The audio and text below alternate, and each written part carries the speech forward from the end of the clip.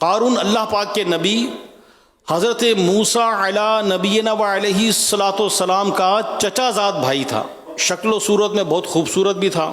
آسمانی کتاب تورات شریف کا بہت اچھا قاری بھی تھا. پھر اللہ پاک نے اسے مال عطا فرمایا. بہت مال ملا، اتنا مال ملا کہ روایت کے مطابق جب قارون سوار ہو کر نکلتا تو کئی خچروں پر اس کے خزانے کی صرف چابیاں لادی جاتی تھیں.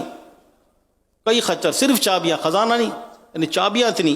اتنا مال ملنے کے بعد ہونا تو یہ چاہیے تھا کہ یہ اللہ پاک کا شکر گزار بندہ بنتا کہ اللہ تو نے مجھے مال عطا فرمایا ہے، اللہ پاک کی نعمتوں کا شکر ادا کرتا اور اللہ پاک کے قریب ہوتا. لیکن اس پر ایسی بدبختی طاری ہوئی، ایسا بد باطن نکلا کہ اس نے سرکشی اختیار کی اور منافق ہو گیا. علماء کرام فرماتے ہیں قارون جو تھا وہ حضرت موسیٰ علیہ السلام سے حسد کیا کرتا تھا. چنانچہ اس بدبخت نے چند لوگوں کے ساتھ مل کر اپنی ایک الگ جماعت بنا لی. اس نے ایک عالی شان گھر بنایا، اس پر سونے کا دروازہ یعنی گولڈ، سونے کا دروازہ لگوایا، دیواروں پر بھی سونے کا کام یعنی گولڈ کا کام کروایا. بنی اسرائیل کے جو لوگ تھے صبح شام اس کے پاس آتے، اس کے پاس بیٹھ کے کھانے کھاتے، گپے لگاتے، قارون کو ہنساتے، اس کے ساتھ مذاق کرتے. قارون موسیٰ علیہ السلام کو بہت تکلیف پہنچاتا، رنج پہنچاتا.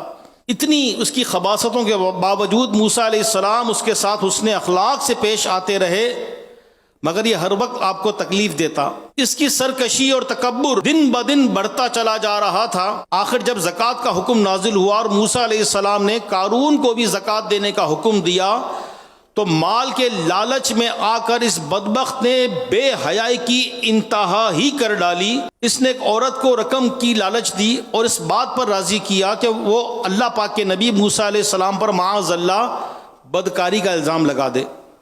وہ عورت بھی مال کے لالچ میں آ گئی اور اس اتنے بڑے گناہ کے لیے وہ راضی ہو گئی. مجمع جمع ہوا بنی اسرائیل کا اور اس مجمع میں موسیٰ علیہ السلام پر یہ گندا الزام لگانے کے لیے جب اس عورت کو پیش کیا گیا تو موسیٰ علیہ السلام کا دیدار کر کے اور موسیٰ علیہ السلام کے جلوے دیکھ کر اس عورت پر ایسی ہیبت طاری ہوئی کہ اس نے موسیٰ علیہ السلام پر یہ گندا الزام لگانے کی جرت نہ کی، بلکہ اس پر ایسا خوف طاری ہوا کہ جو کچھ تھا اس نے سب کچھ بتا دیا سچ سچ کہ موسیٰ علیہ السلام ایسے نہیں، یہ تو قارون نے مجھے پیسہ دے کر اس کام کے لیے راضی کیا تھا. اس پر بھی قارون ناکام و نامراد ہوا. لیکن قارون کی اتنی گھٹیا شرارت دیکھ کر موسیٰ علیہ السلام کو بہت دکھ ہوا. تو موسیٰ علیہ السلام نے سر سجدے میں رکھا اور عرض کیا، اے اللہ پاک، اگر میں تیرا سچا رسول ہوں تو قارون پر غضب نازل فرما دے. اے اللہ، اگر میں تیرا سچا رسول ہوں تو قارون پر غضب نازل فرما دے.